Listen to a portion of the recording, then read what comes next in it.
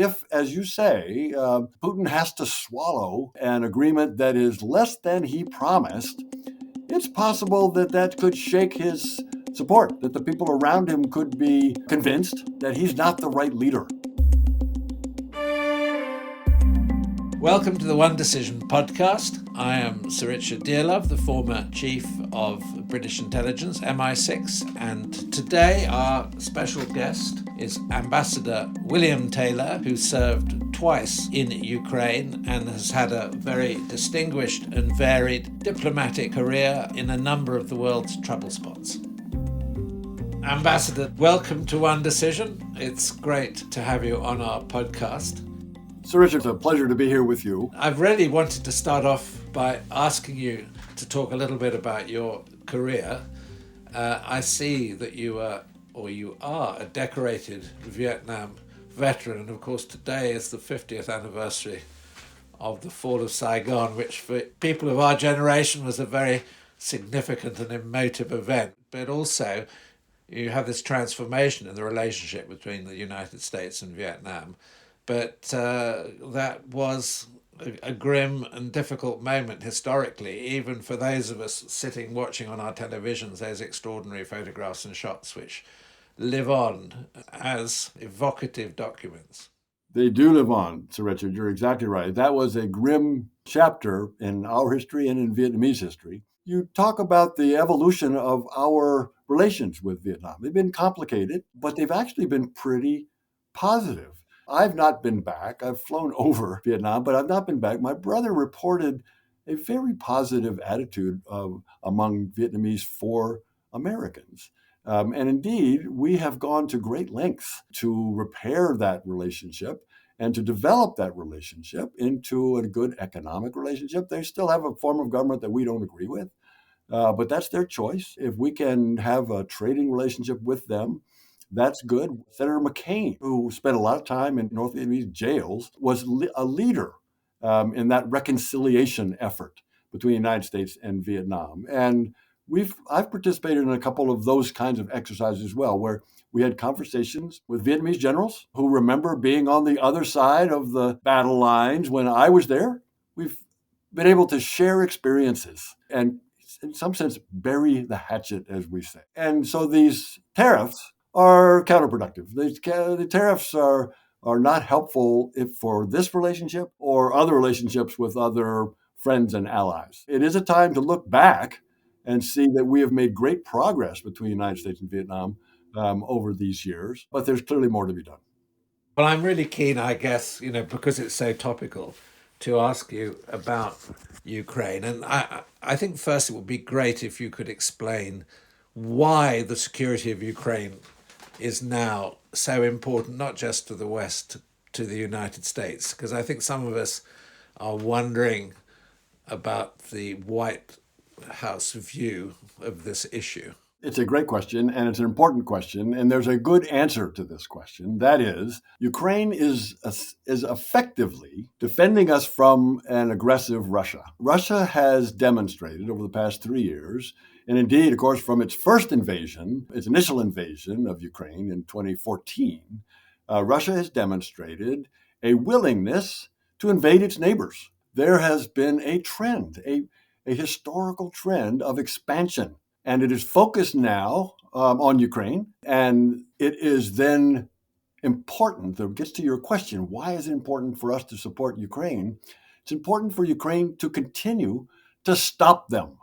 Ukraine has stopped the Russians from their inexorable movement towards Europe and towards NATO nations and towards American soldiers deployed in Europe. Ukraine is defending Europe and U.S. interests in Europe, and indeed U.S. forces in Europe from an aggressive, rule-breaking, rule-ignoring Russia. So my follow-up question, which is really the obvious one, is where do you think we now stand with U.S. policy, with this administration towards Ukraine? I mean, I follow it very closely, but I'm confused. And you may not know the answer, but I think you are certainly so familiar with the issue that you can speculate as to what point, is the US really going to abandon support for Ukraine and leave it to the Europeans. I guess that's the key for me. And I don't think we will. I don't think the United States will abandon Ukraine. One part of that policy,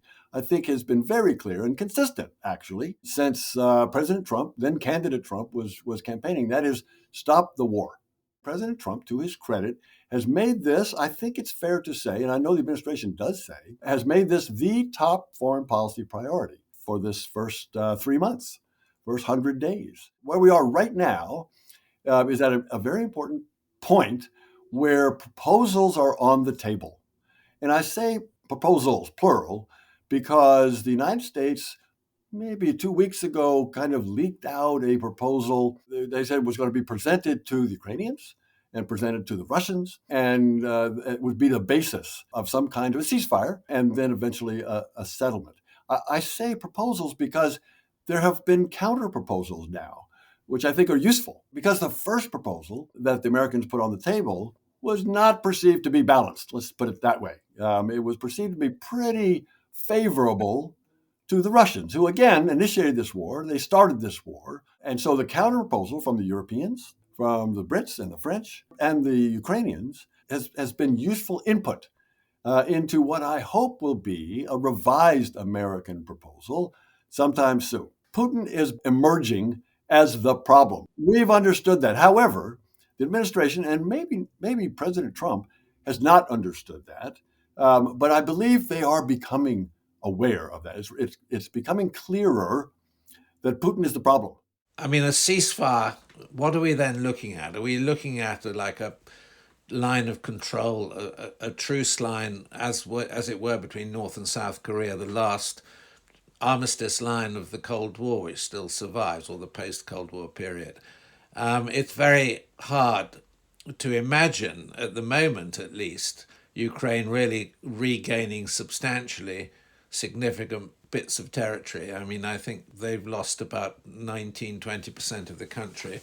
How do you see that playing out if we can achieve a ceasefire? I think this ceasefire, I think the elements of this ceasefire are becoming clearer through these two different proposals, one from the Americans, the other from the Europeans and Ukrainians. And it is something that as you described, along the current line of conflict, which again, as we both agreed, hasn't changed very much in 2 years. So that's been a pretty static line of conflict. And that would be the temporary de facto line between the 80%, as you rightly say, there's 80% of Ukraine that is not occupied, and 18.7, 19, let's say 20% of Ukraine that is occupied by the Russians.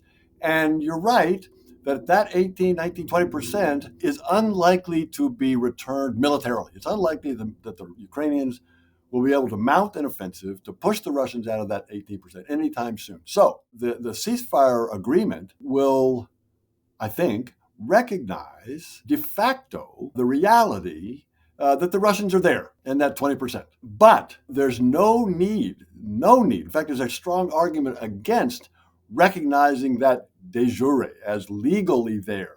The Russians are not legally there. West Germany agreed that it would not try to take back East Germany from the Soviet influence militarily. And that allowed West Germany to get into NATO and to join the organization that eventually became the EU and develop its economy and develop its democracy. The Ukrainians want to develop their economy, their democracy, join the EU, eventually join NATO. I was going to actually ask you specifically about that, because you have been one of the people who've advocated strongly Ukrainian membership of NATO. I mean, when I went there last summer, the conversations I had at a pretty senior level in the national security structures were that, well, you can't afford not to have us in NATO because we are such a significant military component of the European continent. And that's a powerful argument. But I've always been worried about the prospect of actual Ukrainian membership of NATO, in that I felt that would be, well, certainly at the moment, a bridge too far for the Russians, and they just wouldn't ever conceptually be able to accept that. But I mean, the parallel you're drawing with Germany is an interesting one. maybe the methodology of getting Ukraine into NATO isn't as lethal to the Russian psyche as I'm imagining. I think that's right. I think that's right. The Russians will always say they hate the idea. But, when Finland decided to join NATO, the Russians barely shrugged.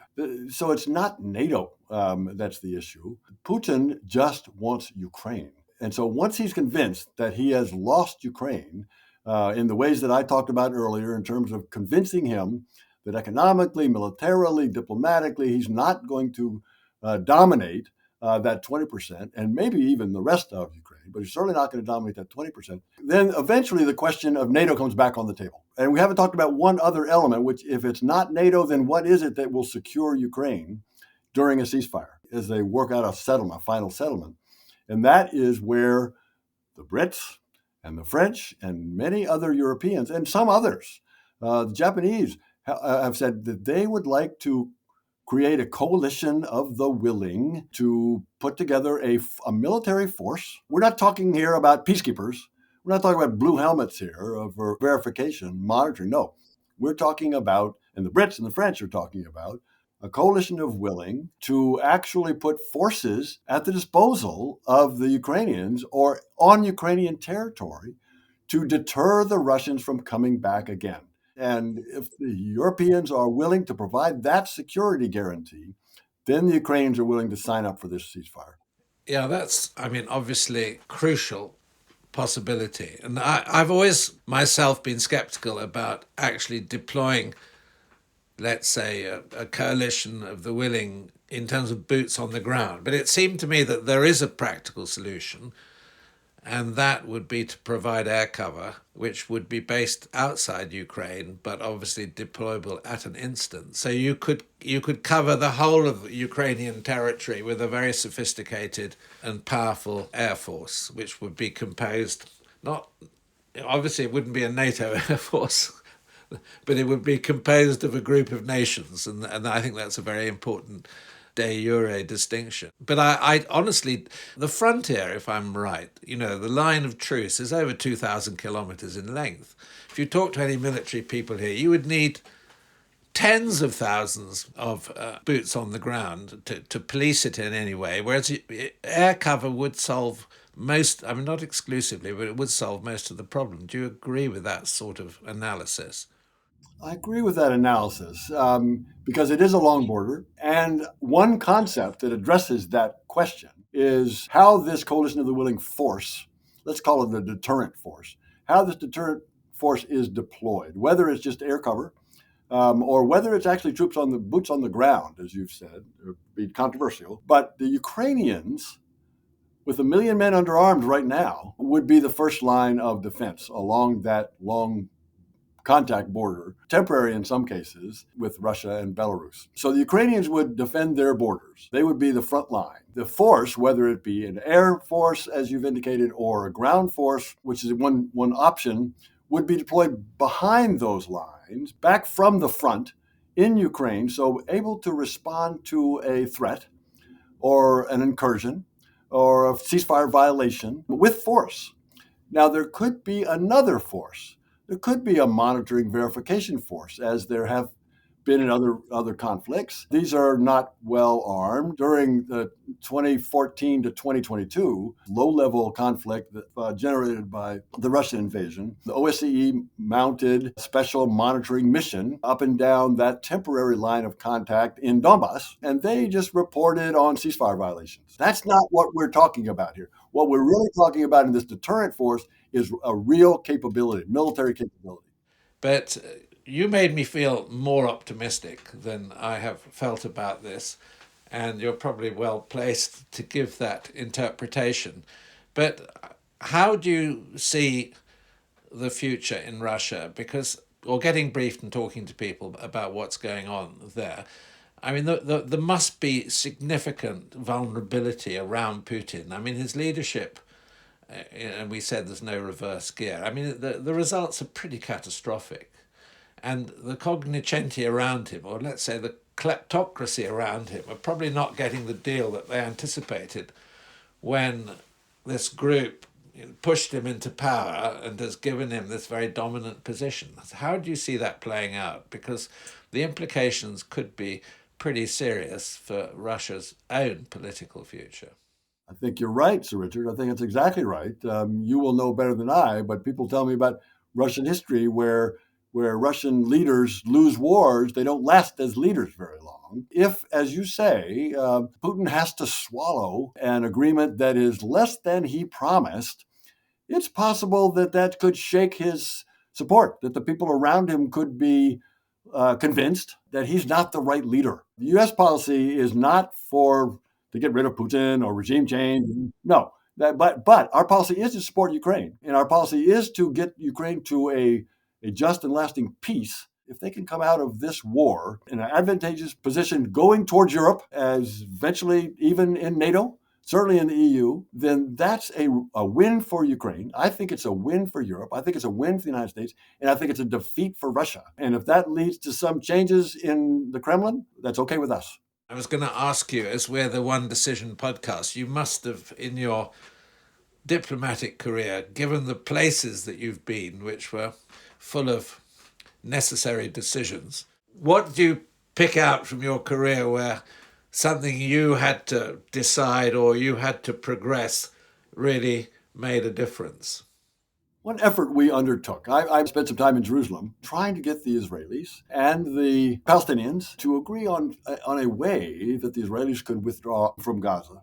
This was a complicated question. Of course, if they did withdraw from, which they eventually did, only to have gone back in, of course, as we know, but this was in 2005. If the Israelis withdrew from Gaza, that would have given the Palestinians, for the first time, access to the outside world through the border with Egypt.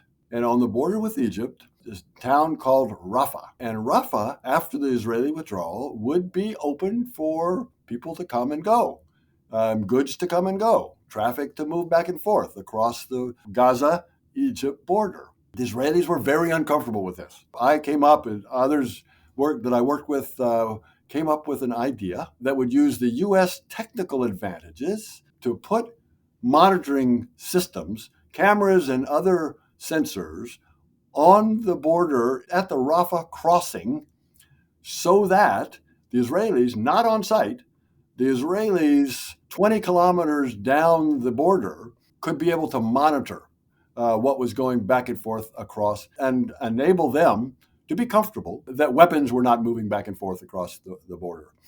This was not easy. There was a technical problem. There was also political problems. We had many conversations between Israelis and Palestinians and Americans and the rest of the quartet on how to do this. But in the end, we got that done. And in the end, Rafah opened for some period of time. That was a small step that allowed people to provide humanitarian and other construction goods. Now, all of that, of course, is gone. I suppose at the time, you were doing a deal, to bring in the Palestinian Authority and training them, to take over in Gaza.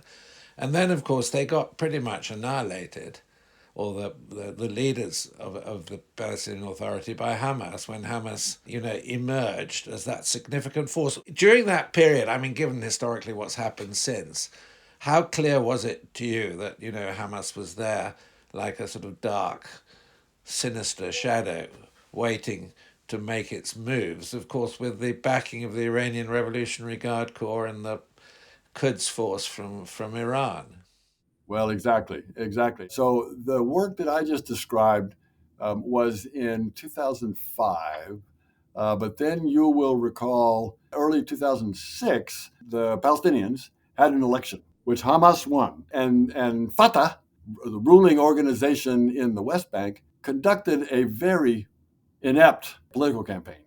And Fatah ran several candidates in the same district, whereas Hamas was very well organized. And they ran one candidate, and they won. And that was the end, then, of our work into the quartet, but also the beginning of big problems in Gaza, as you've described. But looking more broadly at your diplomatic career, there are always moments of levity and moments of hilarity, even when one is dealing with quite serious situations. I was just wondering whether you could recall any specifically. I've been posted to Ukraine twice. Once in 2006, 2009, the other in 2019, 2020. In my first posting, my defense attaché came to me. This is about 2007. My defense attaché came to me and said, Mr. Ambassador, we're going to go train. Just want to let you know, we're going to go train with the Ukrainian military. And I said, great. What are you going to do? Well, we're going to train with their paratroopers, with their airborne troops. I said, great. What are you going to do? He said, well, we're going to jump with them. And I said, great. I want to join you. And, you can imagine this Army colonel kind of sucked air through his teeth. He's, I don't know, Ambassador, that, I'm not sure we can arrange this. But he did. He called back to USAR, our headquarters in Germany. And Germany didn't like the idea, but they sent a very senior command sergeant major out to inspect the Ukrainian equipment and training and all of this to be sure this was going to be okay for the U.S. ambassador to go jump out of helicopters with the Ukrainian military. And we went and trained with them. 4 or 5 defense attachés personnel and I went out. It was very interesting, Sir Richard. You'll appreciate this. The Ukrainian parachutes are bigger than the American Army parachutes, and thus they come down slower. So we're trained, the American Army is trained when we're about to land in these parachutes to turn into the wind, which slows down the movement across the ground. The Ukrainians, because they're coming down slower, they're not trained that way. So they're trained to stay with the wind and hit the ground without falling. They just hit the ground running. We're trained to land on our sides, parachute landing fall. But so we did the training and then went up, jumped out, dragged our parachutes back over to the landing zone when we had landed. And the general there said, good work. Do you like it? Yes. You want to do it again? Sure. And so back up we went and jumped again. Well, you're very courageous. I've never been persuaded to jump out of an aeroplane on the end of a parachute. I've done lots of weird stuff, but that's one thing I drew the line at. It was a lot of fun. But the bigger message there, of course, 2 messages. One is the Ukrainian military, even then we could see that there was the kernel, the essence of a disciplined, competent Ukrainian military, number one. And number 2, the Americans supported them, had confidence in them. And we would demonstrate that support and that confidence later on. The incident I was going to recall is flying into Bagram at night in a Herc with Tony Blair when he was Prime Minister. So I can't remember where we boarded the plane, somewhere in the close Middle East to Afghanistan to fly in. And when we got on the plane, the advice was to sit on your flak jackets, don't put them on. Right. Because if we get shot at, it'll come up from underneath. So that was quite reassuring. You're probably corkscrewed down into that airport, into Bagram. That's exactly. And in a vertical takeoff as well. But the other thing was that as we approached Bagram, we must have been brushed by a radar system or something. And it set off all the counter flares from the side of the aircraft. And if you're not used to that and you're flying, in darkness, in battle gear and everything, it was a spectacular firework display. Fortunately, I knew what was happening, but some of the people on the plane really freaked out. Ambassador, thanks for your fantastic insights and interpretation of this really complex international situation. Sir Richard, it's an honor to be here with you. Thank you for having me. All right, that does it for this week's episode of One Decision. I'm Christina Ruffini, of course, here with my co-host, Sir Richard Dearlove. As always, for more exclusive content and key discussions with global leaders, be sure to check out our website, onedecision.com, and of course, our YouTube. I'm Christina Ruffini. We'll catch you next time.